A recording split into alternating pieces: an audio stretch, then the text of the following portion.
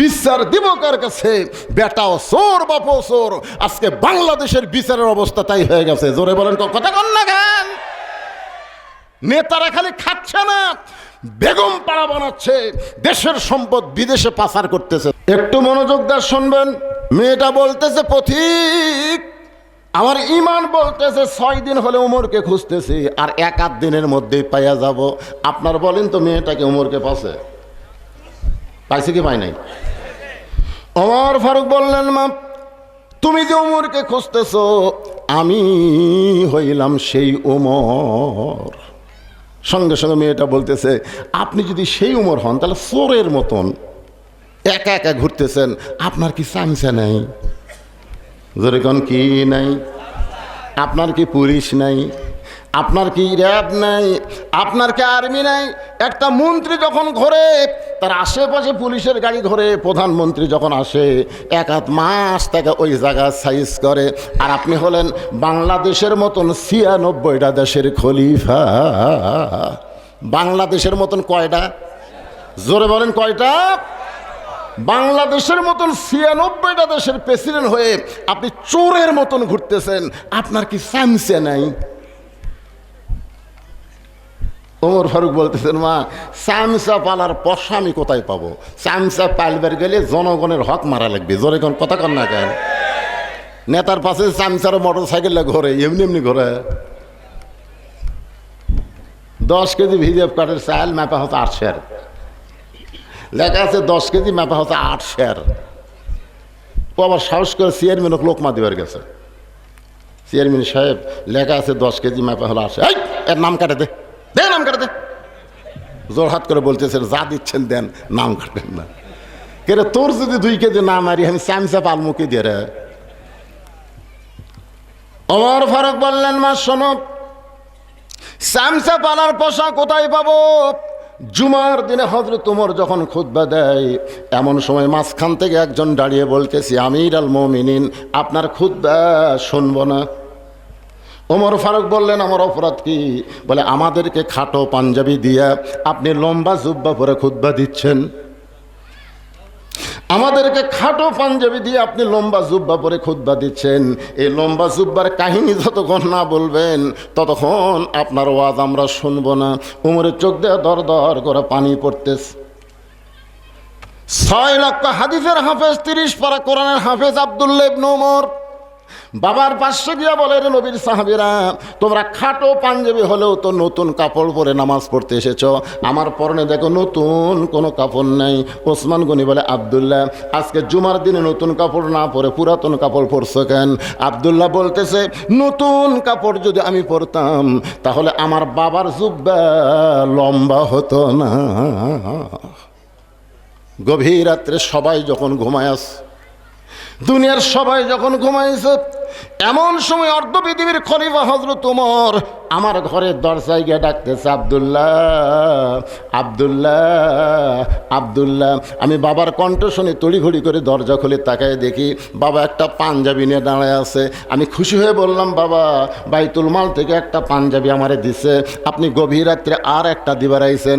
সঙ্গে সঙ্গে হযরত ওমর কোরআন থেকে তেলাওয়াত করলেন, ইন্নাল্লাহা ইয়ামুরুকুম আন তুআদ্দুল আমানাতি ইলা আহলিহা ওয়া ইযা হাকামতুম বাইনান নাস আন তাহকুমু বিল আদল। আল্লাহু আকবার, আল্লাহু আকবার।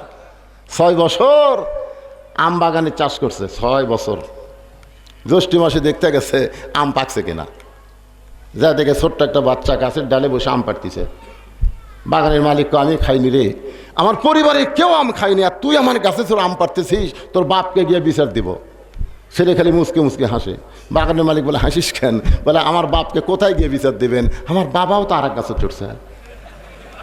তাকায় দেখো, আর বাপ আম পাড়ের বস্তা ভরায়, গাছের নিচে গাছের লোক মালিক বসে কান্দে, আল্লাহ বিচার দিব কার কাছে?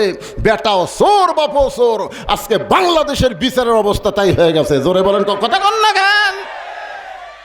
নেতারা খালি খাচ্ছে না, বেগম পাড়া বানাচ্ছে, দেশের সম্পদ বিদেশে পাচার করতেছে। জোরে কোন কথা ঠিক কি না? আব্দুল্লাহ বলতেছে, বাবা, বাইতুল মাল থেকে আমার একটা পাঞ্জাবি দিছে, আর একটা গভীর রাত্রে দিবার আইছেন। সঙ্গে সঙ্গে ওমর ফারুক আল্লাহর কোরআন থেকে তেলাওয়াত করে বললেন, আব্দুল্লাহ, আমার পাঞ্জাবিটা খাটো হয়ে গেছে, এই পাঞ্জাবি পরে কেমনে খুতবা দিব, তোর কাপড়টা যদি আমাকে দান করে দেস। আব্দুল্লাহ বলে, আমার কাপড়টুকু আমার বাবাকে দান করে দিলাম। বাবার কাপড় আমার কাপড় একত্র করে বাবা লম্বা জুব্বা বানায়া সেই জুব্বা পরে খুতবা দেয়। এখন বলো খুতবা শোনা যায় কি না যায়? সমস্ত সাহাবেরা কান্দের, বলে আল্লাহ তোমার কোরআন দিয়ে যখন রাষ্ট্র চলবে তখন এমন ভালো মানুষকে নেতা হিসাবে পাওয়া যাবে। আজকে আমাদের বাংলাদেশে ভালো মানুষ নেতা হবি না জেলত ঢুকবি? শাকিব খান সমানে বিয়ে করতেছে, বাচ্চার জন্ম দিচ্ছে, একটা সাংবাদিক জিজ্ঞাসা করে না তোর কাবিন কোথায়, আর মামুনুল হক বউলিয়া ধরা পড়ছে কাবিন আছে। 43টা মামলার সবগুলোর জামিন হয়ে গেছে, সবগুলোর জামিন হয়েছে। অনেকে লিখতেছে ঈদের আগে হয়তো মামুনুল হক মুক্তি পাবে। আফসোস, ইন্না লিল্লাহ। কি মন খারাপ করতেছেন? যারা এই কোরআনের মাহফিল আজকে ইন্না লিল্লাহর তাফসীর শুনতেছেন, তারা কারা কারা আল্লাহর কোরআনকে ভালোবাসেন? একটু দুই হাত তুলে দেখান তো দেখি। লিল্লাহে তাকবীর। সত্যি যদি কোরআনকে ভালোবাসেন, সত্যি ভালোবাসেন, আচ্ছা হাত নামান। এরা একটা কাম খুব ভুল করছে, সেটা হলো আমি যখন ট্রেজে আসলাম তখন আরিফ কিন্তু বললো যে একটু ব্যাগ নিয়ে গামছা নিয়ে যান, কিন্তু তখন আপনাদের মধ্যে কেউ কেউ বললো প্রধান বক্তা কখনো ওয়াজ করবি, কখনো আবার এটা করবি। আমি আজকে ওয়াদা দিলাম, এই যে ঘড়ি আমার কাছে আছে 11:15 বাজতেছে, 1টা পর্যন্ত ওয়াজ হবে, শুনবেন? ফাটাফাটি ওয়াজ, ফাটাফাটি। কিন্তু এই 5টা মিনিট একটু ব্যাগলে আপনাদের কাছে যাবে, 5টা মিনিট একজনও যদি উঠে নেই, এটা কে উঠলো রে, এটা কে উঠলো রে। এই সময় যারা উঠবি আল্লাহ প্যারালাইসিস হয়ে যান, মরে। প্যারালাইসিস বোঝেন? কোরআনের জন্য হাত তুললেন, কোরআনের জন্য হাত তুললেন, আর এখনই উঠতেছেন, তার মানে এই গামছা ব্যাগ আলার কোথায়? ভিতরে নামেন, ভিতরে নামেন। যারা কোরআনকে ভালোবাসে 100, 500, 1000, 10, 20, 50 যাই যা পারেন আল্লাহর হস্তে এই কোরআনের মাহফিলে দান করবেন, সবাই দান করবেন। যেটা কি বলতেছেন? প্রধান অতিথি উনি 5000 টাকা দান করেছেন, বাকি না নগদ? নগদ, হ্যাঁ। আজকের যিনি প্রধান অতিথি উনি নাই, শফিকুল ইসলাম আজম, উনি নাই, উনি নাই। উনি তাফসীরের মাহফিলের জন্য 5000 টাকা নগদে দান করেছে। আল্লাহ তার দানকে কবুল করুক, জোরে কোন আমিন। আর কি আছে? ঘবাবু বলো। সভাপতি আছে নাকি? আছে, এটাই। আজকের মাহফিলের সম্মানিত সভাপতি সাহেব তাসের আলী মন্ডল 1000 টাকা। সভাপতির দান 1000 হয়, এটা কি সভাপতি হলো রে? এই জায়গাটা অপমান করল,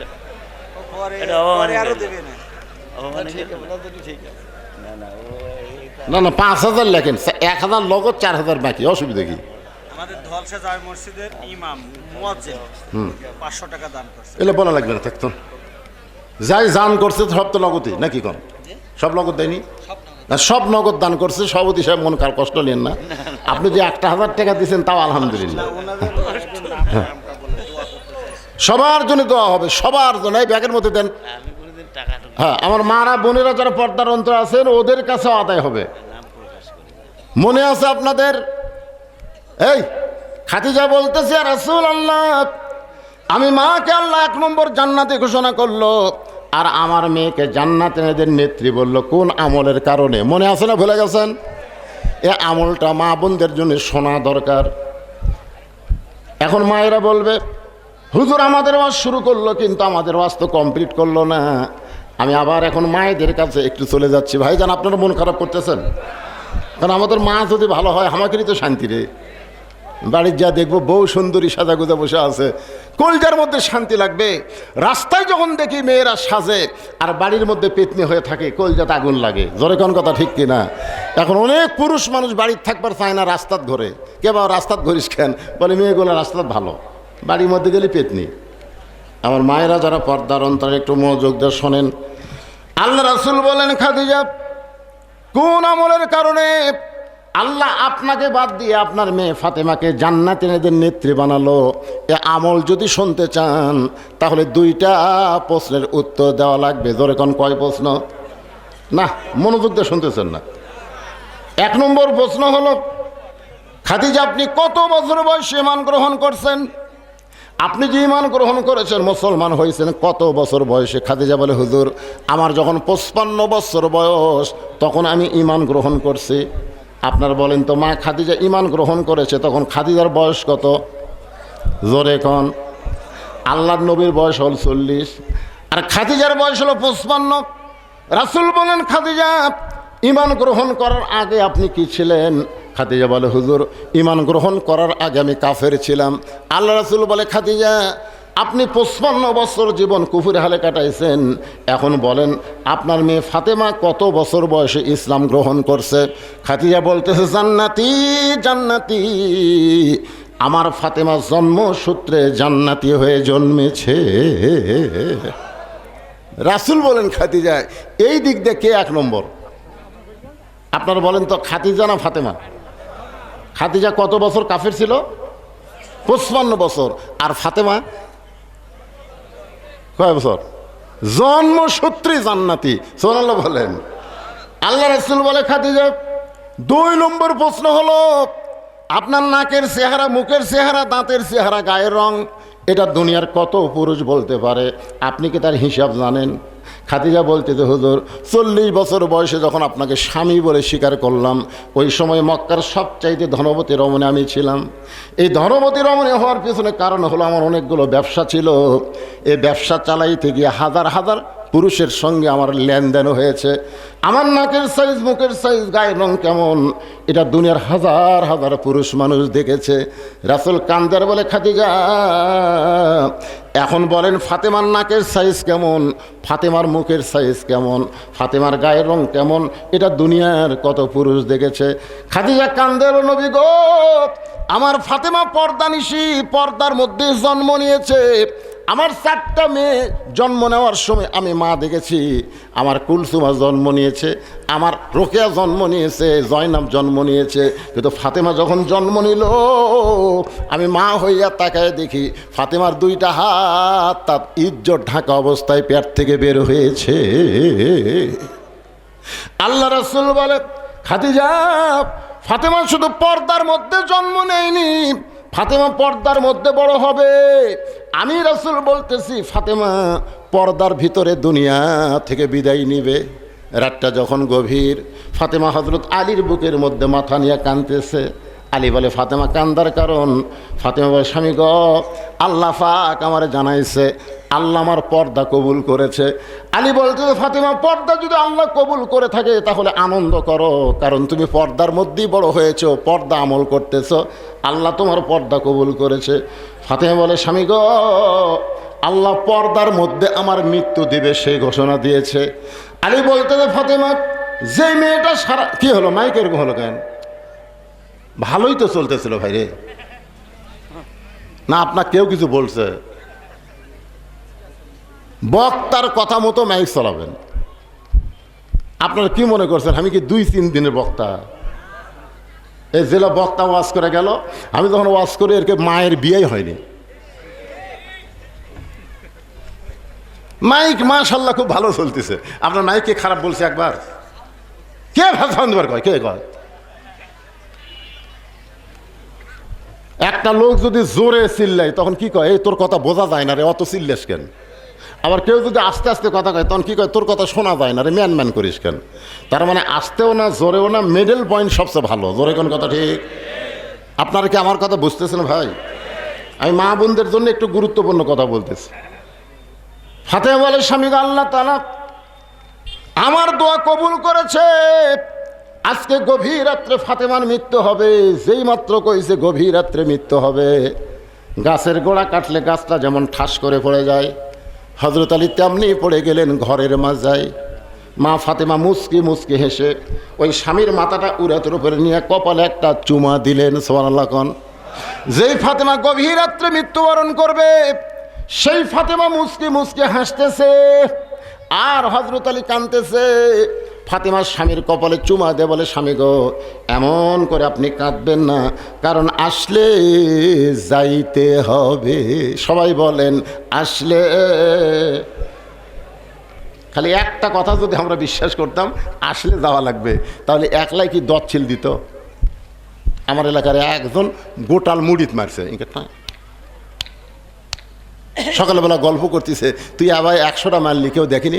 আরে পাগলা, দরজা জানলা বন্ধ করে মারছি, দেখবি কে রে? আপনার বলেন তো, 2 কান্দের দূরে ফেরেস্তা আছে না নাই? এ কথা কোন আছে না নাই? তো 2 ফেরেস্তা যদি আল্লাহ কয়, আল্লাহ ওই যে বলতেছে কেউ দেখেনি, তাহলে আমরা কি ঘুম পাচ্ছি? তোমার 2 কান্দে 2 মোহরি লিখিতেছেন ডায়েরি, দলিল দেখে রায় দিবে, টাকা পয়সার নাই কারবার। এই গান গাইলে গুনাহ হবে? সবাই বলেন, মনের ঘরে তালা দিয়া চাবি নিয়ে আসেন সাই, আমি অধম সাধ্য কি তার হুকুম ছাড়া বাইরে যাই, হুকুম ছাড়া বাইরে যাই। মনুরে পাড়া পারে থাকলে তারা, সঙ্গে নিও গাড়ি ভাড়া, জবাবদিহি করতে হবে, ধরলে টিকিট কালেক্টর।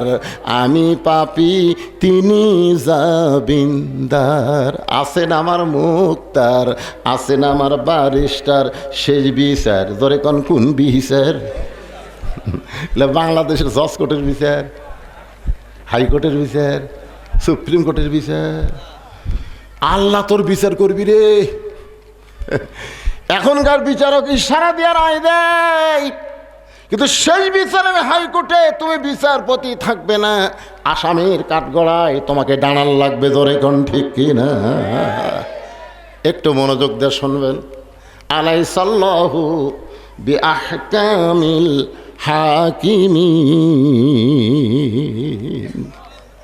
স্বামীর কপালে চুমা দে, বলে স্বামী গো, এমন করে আপনি কাঁদবেন না, কারণ আসলে যাইতে হবে।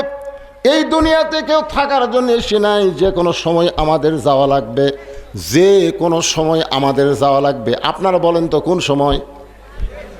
তো যে কোনো সময় যদি যাওয়া লাগে, কারা কারা ঈশার নামাজ পড়েননি? না না, যে কোনো সময় যখন যাওয়া লাগবে, কারা কারা ঈশার নামাজ পড়েননি? আপনার হাত তুলবার বলতেছি না তো। আপনার সবচাইতে বড় আদালতের নাম হলো বিবেক। আপনার বিবেককে প্রশ্ন করেন, ফজরের আগে যদি আপনার মৃত্যু হয়ে যায়, যে কোনো সময় যদি মরা লাগে, এশার নামাজ বাদ দিয়ে ফজর আগে মারা গেলেন, দুনিয়ার সমস্ত মুসলমান আপনার জানাজা দিল, আপনি জান্নাতে যাবেন না। কারণ লা সালাতা লা ঈমানা, যার নামাজ নাই সে বেঈমান। জোরে কোন কথা ঠিক না? মান তারাকা সালাতু মুতাম্মিদান ফাকাত কাফারা। ইচ্ছা করে 1 ওয়াক্ত নামাজ যারা বাদ দিল, আল্লাহর সঙ্গে কুফরি করলো। বাইনাল আবদি ওয়াল কুফরি তরকুস সালাত। বান্দার কাফের মধ্যে পৃথক করার জিনিসটার নামই হলো নামাজ। যে নামাজ পড়লো সে হলো বান্দা, যে পড়লো না সে হলো কাফের। ফাতেমা বলে, স্বামী গো, আমি মরে যাওয়ার পর আমার 3টা চাওয়া আপনি পুরা করবেন, 3টা চাওয়া পুরা করবেন। আলী কান্দের বলে, ফাতেমা, দুনিয়াতে গরিব ছিলাম বলে কিছুই চাইলা না, মরার পরে তুমি কি চাইবা ফাতেমা? 1 নম্বর চাওয়া হলো, রাতের অন্ধকারই আমাকে দাফন করা লাগবে।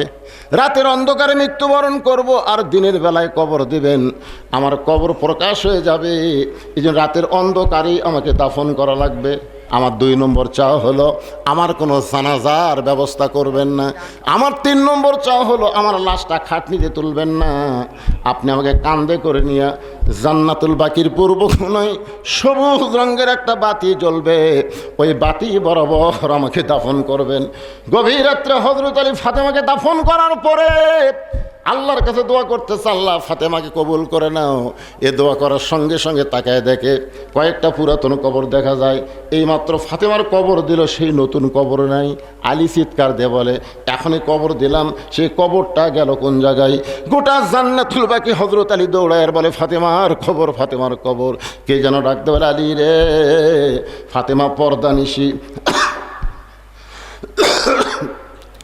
আমি আল্লাহ জোহরা ডিগ্রি দিয়ে ফাতেমার কবরটাকে কিয়ামত পর্যন্ত পর্দা করে দিয়েছি। রাসূল বললেন, খাদিজা, শুধু পর্দা নিশি হওয়ার কারণে আপনাকে আল্লাহ জান্নাতি নারীদের নেত্রী না বানায়া ফাতেমাকে নেত্রী বানাইছে। এ মায়ের, কি শুনলে তখন? আচ্ছা, আপনাকে এলাকার মেয়েরা খেলে এরকম চিল্লাই দেখছেন? দেখছেন, এখন আরো জোরে চিল্লাচ্ছে। আচ্ছা, ওর মধ্যে কি কোনো প্রজেক্টর নাই? আচ্ছা, তো প্রজেক্টর থাকলে তো চিল্লাই না হিসাবে। যাই হোক, আমার মা বোনদের ওয়াজ শেষ, এখন ইন্না লিল্লাহ তাফসীর হবে। অসুবিধা হচ্ছে আপনাকে রে? ওমর ফারুক বললেন, মা তুমি তো আমাকে 6 দিন হলে খুঁজতেছো, কি দুঃখ তোমার? সেই দুঃখের কথাটা আমি একটু শুনবার চাই। মেয়েটা বলতেছে, আমির আল মুমিনিন, আমার জীবনের সবচাইতে বড় দুঃখ হলো আমি 6 বছর বয়সে ঈমান গ্রহণ করছি। শুধুমাত্র ঈমান গ্রহণ করার অপরাধে 12 বছর আমাকে জেলখানায় বন্দি জীবন কাটাতে হয়েছে। আপনারা বলেন তো, মেয়েটার অপরাধ কি? ঈমানের কলেমা পড়া না গ্রহণ করা? ঈমানের কলেমা আমাদের এলাকায় হিন্দুরাও পড়ছিল যুদ্ধের সময়। পাকিস্তানে আরবিক দেখলে হিন্দুরা বলতো লা ইলাহা ইল্লাল্লাহ, লা ইলাহা ইল্লাল্লাহ, লা ইলাহা ইল্লাল্লাহ, লা ইলাহা ইল্লাল্লাহ। আরবিরা বলতো বিলকুল ঠিক হয়, ঠিক হয়। এক হিন্দু আমারে কইছে, হুজুর আপনাদের কলমার দাম আছে। আমি বললাম, আপনি হিন্দু হয়ে কলমার দাম কেমনে বুঝলেন? যুদ্ধের সময় বুঝছি হুজুর, এই কলমা কয়ার কারণে আর্মিরা আমাকে গুলি করেনি। আমি বললাম, দেখেন, শুধু কলমা মুখে বলার কারণে আর্মির গুলির থেকে আপনি বাঁচা গেছেন। এ কলমা যদি কলিজার মধ্যে জায়গা দিবার পারেন, জাহান্নামের আগুন থেকে আল্লাহ আপনাকে বাঁচাই দিবে। জোরে কোন ঠিক? এখন আপনারও কম, কলেমা পড়া না গ্রহণ করা? আপনার জয়পুরহাট জেলার নাম শুনছেন? ওখানে 5 বিবি একটা থানা আছে। ওই থানার এক মুয়াজ্জিন আমাকে মোবাইল করে বলতে যে, হুজুর আপনি কেমন আছেন? যেরকম আপনারা বললেন, হুজুর আপনি কেমন আছেন? তা আমি বললাম, আলহামদুলিল্লাহ। আমি মুয়াজ্জিনকে বললাম, মুয়াজ্জিন সাহেব আপনি কেমন আছেন? কয় নাউজুবিল্লাহ। আমি বললাম, মুয়াজ্জিন নাউজুবিল্লাহ কেন? বলে আযান হচ্ছে, আকামত হচ্ছে, ইমাম নাই। আমি ইমাম নাই কেন? বলে ইমামকে পুলিশ খুঁজতেছে, ইমাম যে কোন জায়গায় লুকে আছে আল্লাহই ভালো জানে। আমি মুয়াজ্জিনকে বললাম, মুয়াজ্জিন তোমাদের গ্রামের সবচাইতে খারাপ কি ইমাম? ইমামকে পুলিশ খুঁজতেছে তার মানে? মুয়াজ্জিন বলে, হুজুর মুখ সামাল করে কথা বলবেন, আমাদের 7 পাড়ার ভিতরে আমাদের ইমামের চাইতে ভালো কোনো মানুষ নেই। তা আমি বললাম, এই ভালো মানুষকে পুলিশ খোঁজে কেন? মুয়াজ্জিন বলতে যে কী জন্য যে খোঁজে জানি না, তো জানা লাগবে না, তদন্ত করো। মুয়াজ্জিন 2 দিন পর আমাকে বলতে যে, হুজুর ইমামের মারাত্মক দোষ আছে। কি দোষ? আমি বললাম, সে মারাত্মক দোষটা কি?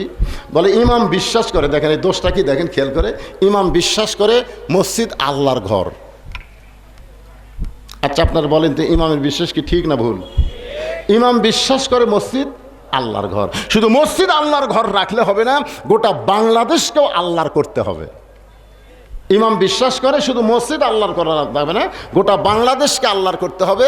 আর গোটা বাংলাদেশ যদি আল্লাহর করতে হয়, তাহলে মানুষের তৈরি আইন দিয়ে আল্লাহর বাংলাদেশ হবে না, আল্লাহর কোরআনের আইন চালু করা লাগবে। ইমাম গোপনে গোপনে আল্লাহর কোরআনের দল করে, এইটা কে যেন থানাত খবর দিছে, তখন থেকে পুলিশ ইমামকে খুঁজতেছে। আপনার বলেন তো, ইমামের দোষ কি? আরে আমার কথা কি আপনার বুঝতে পারতেছেন না? কি দোষ?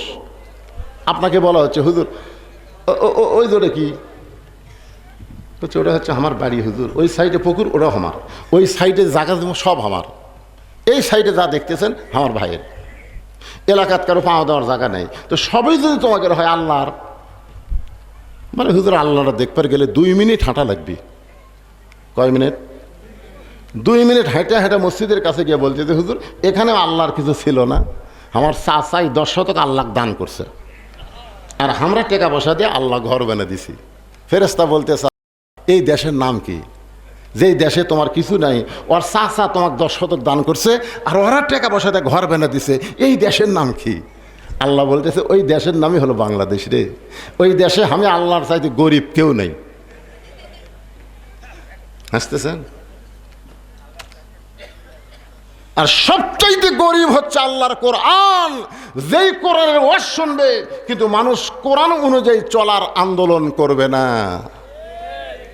বাংলাদেশের যারা গরিব গুরবা তারাই কোরআনের হাফেজ, তারাই কোরআনের আলেম। কোনো এমপি মন্ত্রীর সন্তান সব বাইরের স্কুলে পড়ে, ইংলিশ মিডিয়াম পড়ে, আল্লাহর কোরআনের হাফেজ অনুবীক্ষণ যন্ত্র দিয়ে খুঁজলেও পাওয়া যাবে না। কথা কন না, কথা কন না কেন? আপনারা বলেন তো ভাই, আজকে মসজিদের ইমাম যদি এমপি হতো, ইমাম যদি মসজিদে গিয়ে সুদের বিরুদ্ধে ওয়াজ করত, ঘুষের বিরুদ্ধে ওয়াজ করত, পর্দার পক্ষে ওয়াজ করতো, একটা মুসল্লিও কিন্তু কথা বলতে পারতো না। কারণ ইমাম শুধু ইমাম না, ইমাম হলো এমপি সাহেব। আর এখনকার আমাকে গরিব ইমাম যদি সুদের বিরুদ্ধে কথা কয়, মসজিদের কেশিয়ারই সুদ খায়। সুদের বিরুদ্ধে যে ওয়াজ শুরু করছে ইমাম, কেশিয়ার ইমাম কয় কে রে, আমি সুদের বিরুদ্ধে ওয়াজ করি, আর কেশিয়ার গলা খাঁকারি দেয়। নামাজ শেষ করার পরে কেশিয়ার বলতেছে, হুজুর আমার বিরুদ্ধে ওয়াজ করলেন কেন? ইমাম বলতেছে, আমি তো আপনার বিরুদ্ধে বলি নাই, আমি সুদের বিরুদ্ধে বলছি। কেশিয়ার বলে, আমি সুদ খাই। সুদের বিরুদ্ধে বললে আমার বিরুদ্ধে যায়। এই মসজিদে নামাজ পড়াবেন, মাস গেলে আমার কাছ থেকে টাকা নেবেন, আর মেয়ে সুদের বিরুদ্ধে ওয়াজ করবেন। ইমাম বলতেছে, কেশিয়ার সাহেব আপনি যে সুদ খান এটাকে আমি জানতাম, আজকে যখন জানলাম এই সুদের বিরুদ্ধে কোনো কথা আমার মুখ দেওয়া পারবে না। কেশিয়ার বলতেছে, 500 বেড়া দিলাম, 500 বেড়া দিলাম। পরের জুম্মায় মসজিদে ওয়াজ শুরু করছে, আর রাশিওয়াল মুরতাশি কেলাহুমা ফিন্নার, যে ঘুষ খাবে ঘুষ দিবে উভয় জাহান্নামে যাবে। মসজিদের সভাপতি আবার বড় অফিসার, ওই আবার ঘুষ খায়। সভাপতি কই কে রে, আমি তো আসি না, বছর অন্তর আজকে আসলাম, আর এই ইমাম আমার বিরুদ্ধে ওয়াজ শুরু করলো। নামাজ শেষ করে কেশিয়ারকে বলতেছে, ভাই আজকে ঘুষের বিরুদ্ধে ওয়াজ করতে, আমি ঘুষ খাই। এই ইমাম যদি মসজিদে থাকে, মাস গেলে 5,000 টাকা আমি দেই, ওটার দেবো না। কেশিয়ার বলতেছে, ইমাম সাহেব আপনি যান। আজ আমার দোষ কি হলো? আমি তো সুদের বিরুদ্ধে কইনি, ঘুষের বিরুদ্ধে করছেন কেন? সুদের বিরুদ্ধে, ঘুষের বিরুদ্ধে, পর্দার বিরুদ্ধে এগুলো করা যাবে না। তো কই তাহলে কি ওয়াজ করবো? যেটা ওয়াজ করলে কারো গাওয়াত লাগবে না, সে ওয়াজ করবেন। পরে জুম্মায় সে ইমাম সাহেব বলতেছে, নামাজ পড়ো, নামাজ পড়ো বাবা, নামাজ পড়ো রে। সবাই কাছে সুবহানাল্লাহ, সুবহানাল্লাহ, সুবহানাল্লাহ। কি আজকে গরিব মানুষের সন্তান ইমাম হওয়ার কারণে হক কথা বলতে পারতেছে না। আর কোরআন অনুযায়ী যদি আন্দোলন হয়, নেতাগুলা যখন ভালো হবে, বাতিলের বিরুদ্ধে তখন জিহাদ ঘোষণা হবে। জোরে কোন ঠিক কি না? সবাই আমার সঙ্গে বলেন, কুল জাল হক ওয়া যাহাকাল বাতিল ইন্নাল বাতিলা কানা যাহুকা। মেয়েটা বলতেছে, আমির আল মুমিনিন, শুধুমাত্র ঈমান গ্রহণ করা অপরাধে 12 বছর আমি জেলখানায় বন্দি ছিলাম। সকালবেলা 3টা করে চাবুক মারছে, বিকালবেলা 3টা করে চাবুক মারছে। আমার দেহের এমন কোনো জায়গা নাই যে জায়গায় চাবুকের আঘাত লাগে নাই। ইয়া আমির আল মুমিনিন, আমি যেই দেশে বন্দি ছিলাম ওই দেশের নাম হলো রোম দেশ। আপনি যখন রোম পারস্য দখল করলেন, তখন আপনি ঘোষণা করে দিলেন, মুসলমান যখন কোনো রাষ্ট্র দখল করবে, ওই রাষ্ট্র তখন আল্লাহর কোরআন দিয়ে চলবে। আল্লাহর কোরআন দিয়ে যখন কোনো রাষ্ট্র চলবে, ওই রাষ্ট্রে আর কোনো জেলখানা থাকবে না। আপনি জেলখানার দরজাগুলো খুলে দিলেন।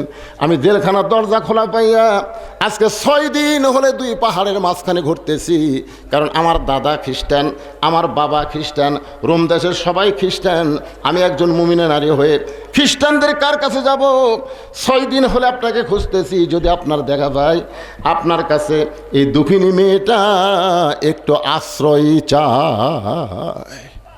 ওমর ফারুক মুস্কি হাসে বললেন, মা আমি তোমাকে আশ্রয় দেবার পারবো না, তবে ইসলাম তোমাকে অধিকার দিয়েছে। সুবহানাল্লাহ খান। আপনার বলেন তো, ইসলামে নারীদের অধিকার কম না বেশি? এ জোরে কোন, কম না বেশি? আজকে বাংলাদেশের কিছু বেহায়া নারী নিজের কাপড় খুলে গায়, ইসলাম মেয়েদের সৌন্দর্যকে ঢেকে দিয়েছে। মেয়েদের সৌন্দর্যকে ইসলাম ঢেকে দেয়নি, বরং মেয়েদের সৌন্দর্যকে ইসলাম পবিত্র করেছে। জোরে কোন কথা ঠিক কিনা? কথা কন। আল্লাহ কোরআনে বলেন, অকরনা ফি বুয়ুতিকুন্না ওয়ালা তাবাররাজনা তাবাররুজাল জাহিলিয়াতিল উলা। ইসলামী মেয়েদের কি অধিকার জানেন? আল্লাহ রাসূল ঘরের মধ্যে বসে আছে, ইতিমধ্যে উম্মাহাতুল মুমিনিন মা আয়েশা ঘরের মধ্যে ঢুকছে। সঙ্গে সঙ্গে রাসূল উঠলেন। দেখেন, বউ ঘরের মধ্যে আসলো, বসা রাসূল উঠে গেলেন। সুবহানাল্লাহ। আল্লাহ নবী উঠে গিয়ে আস্তে করে দরজা বন্ধ করলেন, জানলা বন্ধ করলেন। মা আয়েশা থরথর করে কাঁপতেছে। রাসূল বলে, আয়েশা কাঁপো কেন? বলে, আপনার জুতার পরশে আল্লাহর আরও ধন্য হয়ে গেছে হুজুর, যদি আপনার সঙ্গে কোনো বেয়াদবি হয়। আল্লাহ রাসূল বলে, আয়েশা একজন নবীর জুতার পরশে আল্লাহর আরও ধন্য হয়েছে, একজন নবীর। আয়েশা বলে, হুজুর আপনি তো সেই নবী। রাসূল বলে, আমি সেই নবী ছিলাম রে, কিন্তু এখন নাই। আয়েশা কয়, হুজুর আপনি সেই নবী ছিলেন, এখন নাই কেন? বলে, এতক্ষণ দরজা খোলা ছিল, আমি নবী ছিলাম। যেই দরজা বন্ধ হয়ে গেছে, আমি কিসের নবী? আমি হলাম স্বামী আর তুমি আমার বিবি। জোরে কান সুবহানাল্লাহ। দেখেন ইসলাম নারীদের কি অধিকার দিছে দেখেন। নবী বলতেছে আমি হলাম স্বামী, তুমি আমার বিবি। মা আয়েশা দৌড়ে এসে নবীর বুকে মাথা দিয়ে বললেন, আল্লাহ, আমার নবী শুধু বিশ্ব নবী নয়, আমার নবী হলেন পৃথিবীর 1 নম্বর স্বামী। 2 তরকারি পাক করছে। কয় তরকারি? নবী বলতেছে দেখি 2 তরকারি আমাকে চাকবো, চাকা। নবী 2টা মুখে দেওয়ার পরে দেখলেন একটা ঝালও হয়নি, লবণও হয়নি। আল্লাহ রাসূল বললেন এই তরকারি এত স্বাদ হয়েছে, এটা আমি একাই খাবো, আর এইটা তোমরা সবাই খাও। মা আয়েশা চিন্তা করলো এই তরকারি নবী একলাই খাবে। খুশি হয়েছে, স্বামী তারিফ করতেছে, বউ খুশি হবে না? খাওয়া দাওয়া শেষ করে সামান্য একটু নিচে ভেজা আছে। মা আয়েশা বললে এতই স্বাদ, নবী একলাই খালো। এবার আঙ্গুল দিয়ে মুখ দিয়ে দেখে ঝালও নাই, লবণও নাই। আল্লাহ রাসূলের দিকে তাকায় আয়েশা কান্দের, বলে হুজুর লবণ হয় নাই, ঝালও হয় নাই, সেই তরকারি আপনি সব খেলেন। নবী বললেন, আয়েশা আমি তোমাকে নারীত্বের মর্যাদা দিয়া দিলাম, অন্য কেউ খাইলে তোমার বদনাম হতো, তা আমি একা খাইয়া সব সাবার করে দিয়ে দিলাম। সঙ্গে সঙ্গে আল্লাহ আসমান থেকে আয়াত নাজিল করলেন, হুন্না পড়েন, হুন্না লিবাসুল লাকুম ওয়া আনতুম লিবাসুল লাহুন্না। এই আয়াত দিয়ে আপনারা কি বুঝলেন? স্বামী হলো বিবির পোশাক, বিবি হলো স্বামীর পোশাক। তাহলে এক জায়গায় একটা আয়াত আল্লাহ কইছে, ভাইজান মনোযোগ দিয়ে শুনতেছেন? এক জায়গাতে আল্লাহ কইছে আর রেজালু কাওয়ামুনা আলান নিসা। এই তাসলিমা নাসরিন এই আয়াত নিয়ে নারীদের উপরে বিশাল ওয়াজ করছে। দেখো আল্লাহ বলেছে আমি পুরুষদেরকে নারীদের উপরে রাখলাম, আমি পুরুষদেরকে নারীদের উপরে প্রাধান্য দিয়ে দিলাম। এই তাসলিমা নাসরিন এই আয়াত। আচ্ছা, এই আয়াতটা আল্লাহ নাজিল করছে কার জন্যে? স্বামী স্ত্রীর জন্যে। আপনারা বলেন তো স্বামী উপরে থাকবে না বউ উপরে থাকবে? কেবারে আপনারা স্বামী লন। আল্লাহর কি আয়াত মিথ্যা নাকি? পাশে পদ্মা নদী আছে না নাই আপনাদের? পদ্মা নদীর চরে জ্বালানি অস্থায়ী ঘর চাটাই দেয়া, ঘর বানা মাছ ধরে বিক্রি করে। হঠাৎ একদিন উঠছে ঝড়, এত জোরে ঝড় উঠছে, খালি ধুলাবালি উঠতেছে, দরজা জানলা বন্ধ করে জ্বালানি ঘরের মধ্যে দোয়া ইনুস পড়তেছে। 1-8 ঘন্টা হয়, ঝড় থামে না। স্বামী জ্বালা বলে, বিবিরে আমার যে পেশাব লাগলো কি করি? বউ বলে না, দরজা খোলা যাবে না, ধুলাবালি এসে সব ঘর মাখে যাবে। স্বামী বলতেছে তাহলে ঘরের মাঝে পেশাব করি। না, এত বড় মানুষ পেশাব করলে দুর্গন্ধ হবে। তাহলে কি করব?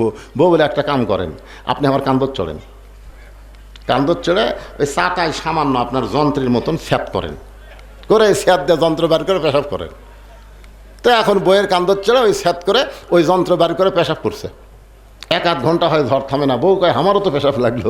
স্বামী কয় ছিদ্র করাই আছে, তুমি খেলে কান্দর চড়ো, ছিদ্র দিয়ে কাম সারো। এবার স্বামীর কান্দে চলে বউ পেশাব করে, পেশাব তো বাহিরে পড়েই না, স্বামীর বুক ভিজে যায়। স্বামী কয় এই বউ কোথায় করো, কোথায় পড়ে? বউ কয় মরার স্বামী জানো না, সব জায়গায় সমান অধিকার চলে না। ধরে কোন কথা, ঠিক কথা কন না কেন? সব জায়গায় সমান অধিকার চলবে? এই মেয়ে যদি মা হয়, মায়ের পায়ের তলে সন্তানের জান্নাত, এ কথা কোথাও নাই। মায়ের পায়ের তলে সন্তানের জান্নাত। নবী মায়ের কথা 3 বার কইছেন, জোরে কোন কয়বার? বাপের কথা 1 বার কইছেন। এখন বলেন ইসলামে নারীদের অধিকার আছে না নাই? ওমর ফারুক বললেন, মা আমি তোমাকে আশ্রয় দিব না, বরং তোমার অধিকার আছে ইসলামে। মেয়েটা বলতেছে আমির আল মুমিনিন, আমার ইসলামে অধিকার কি যদি আপনি একটু আমারে বলেন। ওমর ফারুক বললেন তোমার বয়স কত? আপনারা বলেন তো মেয়েটার বয়স কত? 18 বছর। 6 বছর ঈমান গ্রহণ করছে, 12 বছর জেলখানায়। মেয়েটা বলতেছে আমার বয়স হলো 18 বছর। ওমর ফারুক বললেন এই মুহূর্তে তোমার বহু অধিকারের মধ্যে 1 নম্বর অধিকার হলো ভালো একটা ছেলের সঙ্গে বিয়া বসা। এই মিরপুরের লোকেরা ভালো ছেলে বলতে আপনার কি বুঝতেছেন? এক মেয়ে আমাকে বলতে, হুজুর আল্লাহ আমাকে একটা স্বামী দিয়েছে, এতই সুন্দর, আমি যখন স্বামীকে নিয়ে রাস্তায় যাই, মেয়েরা আমার স্বামীর মুখের দিকে তাকা থাকে। হুজুর একটা দোয়া দেন তো, যে দোয়া আমল করলে মেয়েরা আমার স্বামীর দিকে তাকাবে না। তা আমি বললাম মা দোয়া না, একটা দাওয়া। বলে দাওয়াটা কি? বলে তোমার স্বামীর চাচা বানাও। মেয়েটা রাগ করে কয় হুজুর আপনি একটা আলেম মানুষ, এটা কি বলেন, স্বামী চাচা বলা যায়? এই চাচা বলবার খুশি, আমি বলছি চাচা বানাও, হাত পাও ধরে তোমার স্বামীর মুখে দাঁড়িয়ে রাখাও। ওই হাত পাও ধরে স্বামীর দাঁড়িয়ে রাখাছে, এখন দাঁড়িয়ে 4 আঙ্গুল। ওই মেয়েটা একদিন মোবাইল করে বলতে, হুজুর আমার স্বামী নিয়ে যখন বাইরে যাই একটা মেয়েও আমার স্বামীর দিকে তাকায় না, যারাই তাকায় তারা বলে চাচা আসসালামু আলাইকুম। আমার স্বামী যখন চাচা কয় তখন আমার মন যে কি খুশি। আয় আয়, আগে সব ভাই করছিল হুজুর, আমার খালি সন্দেহ হচ্ছিল, কিন্তু এখন চাচা কয়, আমার আর কোনো টেনশন নাই। হে মায়েরা শোনেন, ভালো ছেলে বলতে কাকে বোঝায়? ভালো ছেলে কোনোদিন দাঁড়িয়ে পেশাব করে না, ভালো ছেলে পেশাব করে পানি খরচ করে, জোরে গণ ঠিক কিনা? একটা ভালো ছেলে বলতে কি বুঝতেছেন? সারাদিন স্কিন প্যান্ট পরে ঘুরতেছে সারাদিন, কেন কি পরাচ্ছিল এটা বারে? ঠিক আছে, ঢিল ঢাল আছে, বসে পেশাব করা যায় না, বুঝলেন? খাড়া হয়ে পেশাব করে। আপনার বলুন তো, দাঁড়ায় পেশাব করলে পেশাব কি নিংড়ে? কথা কন না কেন হয় নিংড়ে? যেই পেশাব না নিংড়ার হয়েছে তখন সেল লাগাছে, সেল লাগানোর পরে টপ টপ টপ টপ করে 5 ফোঁটা পড়েছে। কয় ফোঁটা? ওই সকালবেলায় ওই ফ্যান পরে গেছে, সন্ধ্যার সময় বাড়িতে যাচ্ছে, 4 বার পেশাব করছে, তাহলে 4 5 কত হয়? 20 ফোঁটা পেশাব পড়ে ওই যন্ত্র দিয়ে পেশাব শুকে গেছে। আপনারা বলেন, পেশাব শুকালি কি ওখানকার নাপাকি শুকায়? ওখানকার জীবাণু শুকায়? যত পেশাব শুকে যাবে তত জীবাণু মজবুত হবে, ব্যাকটেরিয়া তৈরি হবে। ওই ব্যাকটেরিয়াটা কি করে, আপনার ওই পেশাবের ছিদ্র দিয়ে আস্তে আস্তে ঢুকে ঢুকে ঢুকে ঢুকে পেশাবের গোড়ার যে তারগুলো আছে, নার্ভগুলো আছে, ওগুলো সব কাটা দিয়ে কিছুদিন পরে ওই সেলের যন্ত্রটা ডালিয়া মাছের মতন হয়ে যায়। জোরে কোন কি মাছ? আগা মোটা গোড়া চিকন ইন্ডিয়ান হার্বাল খুঁজতেছে, কোনো লাভ নাই। আর যদি ভালো ছেলে হয়, পেশাব করে পানি নিবে, ঢিলা ঢালা নামাজ পড়বে, পবিত্রতা গ্রহণ করবে। আল্লাহর বান্দা হযরত ওমর বললেন, মা এই মুহূর্তে ভালো একটা ছেলের সঙ্গে তোমার বিয়ে বসার অধিকার ইসলাম দিয়েছে, এখন তোমার অভিভাবক নাই, তুমি ভালো ছেলে কোথায় পাইবা? আমি একটা ভালো ছেলের খবর দেই, দেখো তো ছেলেটা তোমার পছন্দ হয় কিনা। মেয়েটা বলতেছে, আমিরুল মুমিনিন, তাহলে বলেন তো ভালো ছেলেটাকে? ওমর ফারুক বললেন, ছেলেটার নাম হলো আব্দুল্লাহ, বয়স হলো 22 বছর, লম্বাই হলো 6 ফুট 2 ইঞ্চি, গায়ের রং হলো ফর্সা, 6 লক্ষ হাদিসের হাফেজ, 30 পারা কোরআনের হাফেজ, তার বাবার নাম হলো ওমর।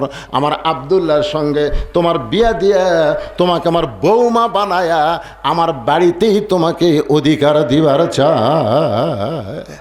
আপনারা কুষ্টিয়ার মিরপুরের লোকেরা বেটার বউকে কি বলেন? বৌমা। জোরে কন কি?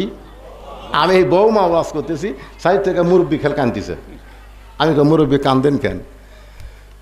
হুজুর আপনার কথা ঠিক লয় হুজুর, বেটার বউ বৌমা না হুজুর, বেটার বউ হলো বউ দজ্জাল। আমি নিজের চোখে দেখছি ভাই রে। আমার শ্বশুর আসবে সোমবারে, আমার শ্বশুর, আমার বউ আমার কানে কানে বলতেছে, আব্বা কিন্তু সোমবারে আসবে, আব্বা দেশি মুরগি পছন্দ করে, ট্যাংরা মাছ পছন্দ করে, এশিয়ার মিষ্টি দই পছন্দ করে, এটা পছন্দ করে, সেটা পছন্দ করে। আমি ঠিক আছে। আমি রোববার দিন বাজার করে দিলাম, সোমবার দিন দুপুরে আমার শ্বশুর আসবে, ওই সকাল থেকে পাক শুরু করছে। আমার শ্বশুর আসার পরে টেবিলে তাকাই দেখি 11-13 প্রকারের আইটেম। আমার বউ খালি আমার শ্বশুর খেলেছে আর বলতেছে, আব্বা আর একটু খেলেন, আর একটু খেলেন। আমার শ্বশুর জোরহাত করে বলতেছে, মা আর পারবো না মা, এই জন্যই তোর কাছে আমি আসবার চাই না, এত খাওয়া যায়। আমি দূর থেকে বললাম, আলহামদুলিল্লাহ, মেয়েরা তার বাপকে কত ভালোবাসে। আমার শ্বশুর খাবার চাচ্ছে না, তারপরেও খাওয়াচ্ছে। কিছুদিন পরে আমি দেখলাম আমার বাপ এক থালি বিস্কুট দিছে, আমি দূর থেকে তাকাই দেখি বাবা খালি বিস্কুট খাচ্ছে, আর কিছুক্ষণ পরে এই লোক দাঁতের মধ্যে ঢুকাচ্ছে। বিস্কুট খায় আর এই লোক আমি কই কে রে, বিস্কুট খায় আর দাঁত খিলাল করে, কারণ কি? আমি আস্তে আস্তে বাবার কাছে এসে বললাম, আসসালামু আলাইকুম। আব্বাকে, হেই কিসের সালাম রে? আমি যতবার আসি তোর বউ আমাকে এক থালি বিস্কুট দেয় আর সব দাঁতের সাথে লাগা যায়, ভালো বিস্কুট তো চোখে পড়ে না। বাপ আমার সালামের উত্তর দেয়নি, গরম। আমি একটা বিস্কুট নিয়ে মুখর দিয়ে দেখি, ভাই ওই বিস্কুট পিঁপড়া খাবি না, আজকাল ধরবি না, টিকটিকও মুতবি না, আর সেই বিস্কুট আমার বাপকে এক থালি দিস। চিন্তা করেন, কয়েকদিন আগে শ্বশুরক 13 আইটেম, আর আমার বাপক ড্যাম বিস্কুট। আমার বাপকে যদি বলি ওটা আপনার বৌমা, আমার বাপ বৌমা কবে? কথা কর না কেন, বৌমা কবে? সঙ্গে সঙ্গে আল্লাহর কোরআন আমার সামনে এসে দাঁড়ালো। আল্লাহর কোরআন বলতেছে আল্লাযী খালাকাল মাউতা ওয়াল হায়াতা লিয়াবলুয়াকুম আইয়ুকুম আহসানু আমালান ওয়া হুয়াল আজিজুল গফুর। আমি আস্তে আস্তে এই কোরআনে আয়াতকে আমল করার জন্য ঘরের মধ্যে ঢুকলাম।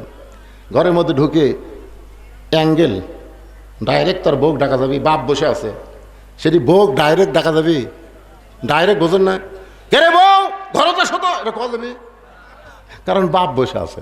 আমি তখন অ্যাঙ্গেলে ডাক দিলাম, কু কু। আমার বউ দৌড়ে এসে কয় আব্বা বসে আছে, আর একটা হুজুর মানুষ কুকিলে ডাক দিচ্ছে, চোখ ডাক তিতিরে ফাগলি। খুশি হয়ে ডাক দিলাম, রাগ করা যাচ্ছে না, অ্যাঙ্গেল। বউ কেবল ঘরের মধ্যে ঢুকছে, আমি আস্তে করে ঘরে সিট কেনে তুলে দিলাম।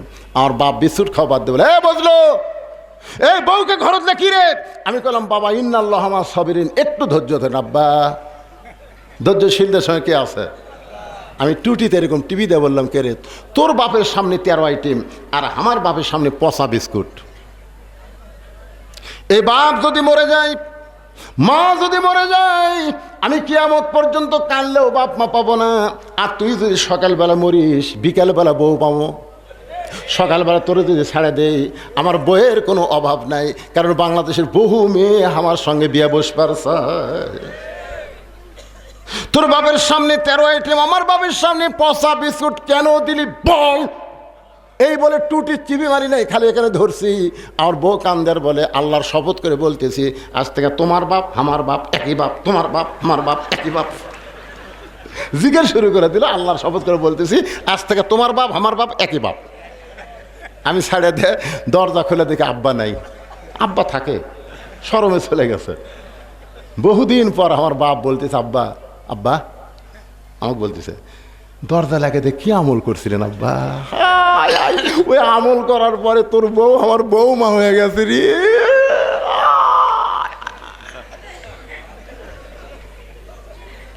মাঝে মধ্যে এরকম আমল করার দরকার আছে না, কথা কান না। আইয়ুকুম আহসানু আমালা, সুন্দর আমলের পরীক্ষা হবে বাজান। আজকে অনেক মুরব্বীরা বউ মা বলতে পারতেছে না। একটু মনোযোগ দিয়ে শোবেন আমার মায়েরা। আর নিজের আত্মীয় পছন্দ করে, পরের আত্মীয় দুই চোখে দেখবার পারে না। জোরে কোন কথা ঠিক কিনা? বাবার বাড়ির জন্য কোনো ফকির আসে, বাবার বাড়ির ফকির আসলে বলবে এটা গ্রাম সম্পর্কে আমার চাচা হয়। আর নিজের শ্বশুরের ভাই যদি আসে তাহলে বলবে আপনি কে, আপনার তো চিনলাম না। এরকম অনেক মেয়ে আছে, ভাইকে পছন্দ করে কিন্তু দেওরারে পছন্দ করে না, নিজের বোনকে পছন্দ করে কিন্তু নননকে পছন্দ করে না। এরকম আছে না নাই? আর কতগুলো হিজড়া মার্কা স্বামী আছে, হিজড়া বইয়ের সামনে বসে বলতেছে, আম্মা আম্মা, মানে শাশুড়ি বলতেছে, আম্মা আমি বাজারে যাচ্ছি, আপনি ডাব খাবেন না গ্লুকোজ খাবেন? বউ বলতেছে আমার মাও দুটাই খায়। তখন হিজড়া বলতেছে আজকে দুটাই আনবো, ডাবও আনবো গ্লুকোজ আনবো। দেখছেন, শাশুড়ির জন্য ডাব গ্লুকোজ আনবে। ব্যাগলা তখন বার হয়েছে, দরজাত মা খাড়ায় আছে, দরজাত মা খাড়ায় আছে। মায়ের সামনে দেয়া যায়, মায়ের দিকে তাকায় না। মা চোখের পানি নিয়ে বলে, বাজান গত সপ্তাহে 10 টাকার পান কিনে দিছিস, আমার পান তো শেষ হয়ে গেছে, আজকে বাজারে যাচ্ছিস, আমার জন্য 10 টাকার একটু পান নিয়ে আসবি। ছেলে বলতেছে এই জন্যই তোমার দিকে তাকাই না, এই জন্যে তোমার দিকে তাকাই না, তুমি খালি খাই খাই করো। মা 10 টাকার পান চাইলে খাই খাই, আর শাশুড়ের জন্য ডাব আনবে গ্লুকোজ আনবে। এরকম পাটা আমার কার সন্তান আছে না? কি বলবো প্রসবের কথা, মা বিনে সেই ব্যথা কেউ তো বুঝবে না। মাজন ঠেকিয়া সন্তানের দায়, অকালে মা মারা যায়, কেন সে মায়ের ভক্তি করবানা? এমন দরদি ভবে কেউ হবে না আমার মা গো। সকলে বলেন ইজা, পড়েন ইজা আসাবাতুহুম মুসিবাতুন ক্বালু ইন্না লিল্লাহি ওয়া ইন্না ইলাইহি রাজিউন। আপনাদের মনে আছে যে আমি আল্লাহ কেমন আছি যদি দেখবার চাও তাহলে কার কাছে যাও? মনে নাই। এই হক আর শুনবার কথা মনে থাকবে তাই? ইন্না লিল্লাহর ওপর তাফসির হচ্ছে ভাইজান। মুসা আলাইহিস সালাম বলতেছে, আল্লাহ আমার যা আছে তোমারটা নাই, আল্লাহ আমার যা আছে তোমারটা নাই। আল্লাহ বলে, তোর কি আছে রে যেটা আমি আল্লাহর নাই? মুসা বলতেছে, আল্লাহ আমার মৃত্যু আছে কিন্তু তোমার মৃত্যু নেই। আল্লাহ কয়, ঠিকই তো তাই রে। মুসা বলতেছে, আল্লাহ তুমি যতই চেষ্টা করো তুমি মারতে পারবা কিন্তু মরতে পারবা না, কারণ মারার মধ্যে তুমি হয়তো শান্তি পাও কিন্তু মরার মধ্যে যে মজা সেটা তোমার নাই। কুল্লু নাফসিন যায়কাতুল মাউত। আল্লাহ বলে, মুসা মৃত্যু তোমার কাছে কেমন মনে হয়?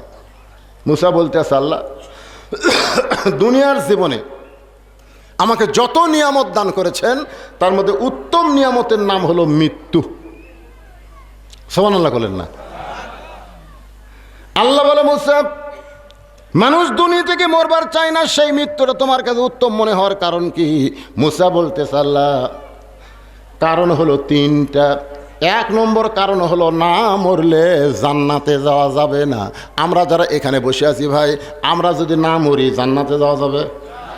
আপনারা কারা কারা জান্নাতে যাওয়ার চান? একটু আল্লাহ হাত দেখান, তোলেন, অলসতা না করে তোলেন। লিল্লাহে তাকবীর। হাত নামান, হাত নামান। এখন যারা জান্নাতে যাওয়ার জন্য হাত তুললেন, আপনারা বলেন তো না মরে কি জান্নাতে যাওয়া যাবে? তাহলে জান্নাতে যাইতে গেলে কি চাই? আপনার সকলেই জবান খুলে বলবেন, মরতে চাই। জান্নাতে যাইতে গেলে কি চাই? আরো জোরে। আল্লাহ বলে, মুসা মৃত্যুকে পছন্দ করার 2 নম্বর কারণ কি? এটা কিন্তু খুবই গুরুত্বপূর্ণ। তো বলতেছে 2 নম্বর কারণ হলো আমার মৃত্যুটা কেবলমাত্র আপনার জন্যই অক্ষ করেছি।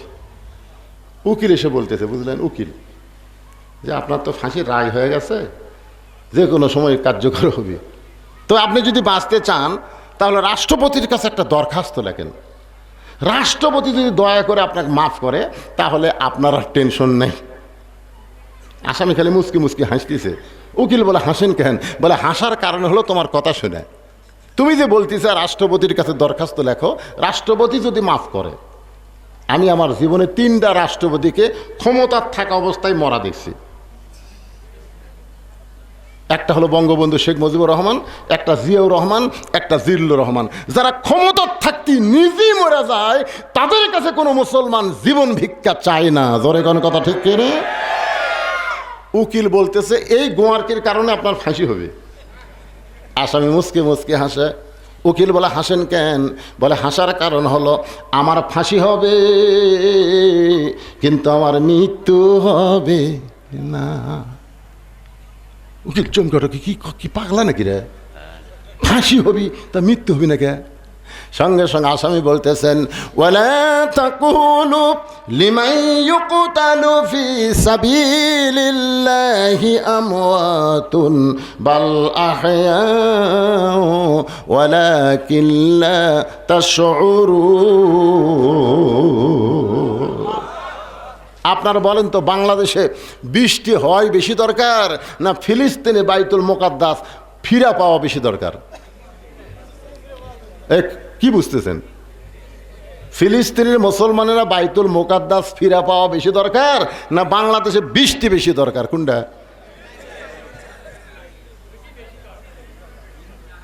ইন্না লিল্লাহ কি জানে? ওটাকে রে, ওটাকে আমার ঘড়ি নাই হাতত। টাইমলি ওয়াজ শেষ করবো, গুরুত্বপূর্ণ কিছু কথা আপনাকে বলার পরে মনোজাত করবো। অনেকে আমাকে বলে, হুজুর এত বৃষ্টির জন্য নামাজ, এত বৃষ্টির জন্য দোয়া, তাও বৃষ্টি হয় না। আমি বললাম, এ পর্যন্ত 32,000 ফিলিস্তিনি শহীদ হয়ে গেছে, তাও বাইতুল মুকাদ্দাস আল্লাহ দখল দেয়নি।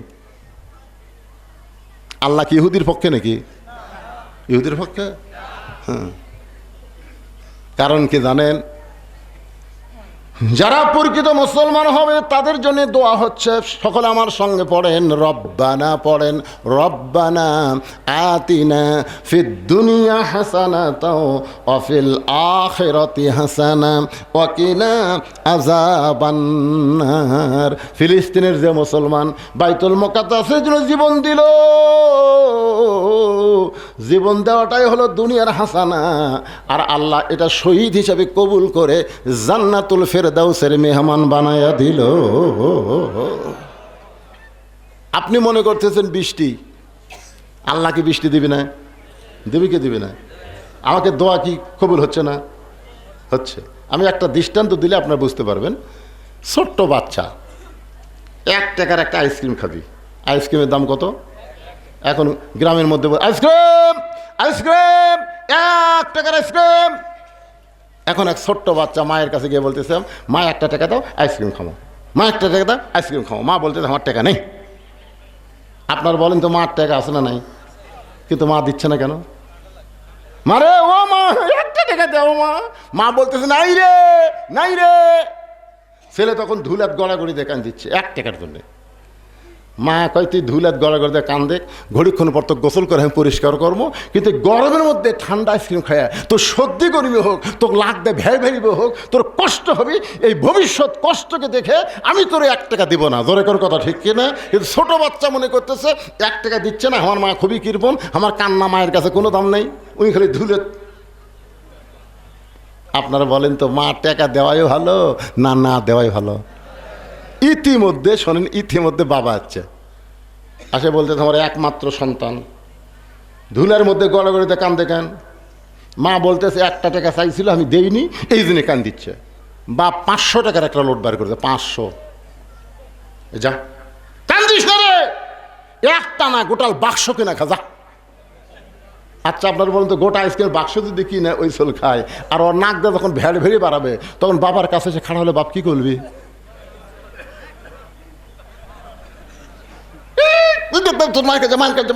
তার মানে কি, ভ্যাড় ভেড়ে যখন বাড়াবে তখন বাপ কিন্তু লাখও পরিষ্কার করে দিবে না, পাতলা পায়খানা হলে পরিষ্কার করে দিবে। কথা কন না কেন? কিন্তু ছেলে 500 টাকা পায়, বুঝলেন, আরো কান্নার ভলম বেড়া দিস। টাকা হাতের মধ্যে দিলে এদিকে মলা বানাই, মলা বানাচ্ছে। বাপ কয় করে 1 টাকার জন্য কান্দে, 500 দিলাম তাও কান্দে। মা বলতেছে তুমি 500 টাকা দিয়ে লাভ নাই, কারণ ওই 500 চিনে না তো, ওই চিনে খালি 1 টাকা। আজকে আমরা এই দুনিয়ার 1 টাকার জন্য পাগল হয়ে গেছি। আল্লাহ আমাদের 500 টাকা জান্নাত রেখেছে, আমরা সেইটাকে মলা বানাচ্ছি, ওইদিকে আমরা খেয়াল করতেছি না। আপনি জানেন না প্রত্যেকটা চোখের পানি, প্রত্যেকটা দোয়া আল্লাহ কবুল করেছে। দুনিয়ার প্রতি পাগল না হয়ে আমি আল্লাহ তোমাদেরকে আখেরাতের পাগল বানায় দেব। জোরে কোন কথা ঠিক? তারপরে আল্লাহ বৃষ্টি দিবে। মাঝে মধ্যে আল্লাহ এরকম পরীক্ষা করার দরকার আছে না? মুসা আলাইহিস সালামের সময় আল্লাহ করেনি? বৃষ্টি নাই বৃষ্টি নাই, হায় হায়, পশু পাখি সবাই মুসা নবীর সাথে বলতে যোগো আল্লাহ নবী মুসা দোয়া করে আল্লাহ যেন বৃষ্টি দেয়। মুসা নবী আল্লাহকে বলতেছে আল্লাহ বৃষ্টি বন্ধ করলেন কেন, বৃষ্টি দেন। আল্লাহ বলতে ঠিক আছে, অমুক ময়দানে যাও, বৃষ্টির জন্য তোমরা কান্নাকাটি করো। সবাই বৃষ্টির জন্য কান্নাকাটি করতে আল্লাহ বলতেছে যতই কান্দো বৃষ্টি হবে না, কারণ এই মাহফিলের মধ্যে এমন একজন ব্যক্তি আছে যে জিনাখোর ঘুষখোর। সেই ব্যক্তি যতক্ষণ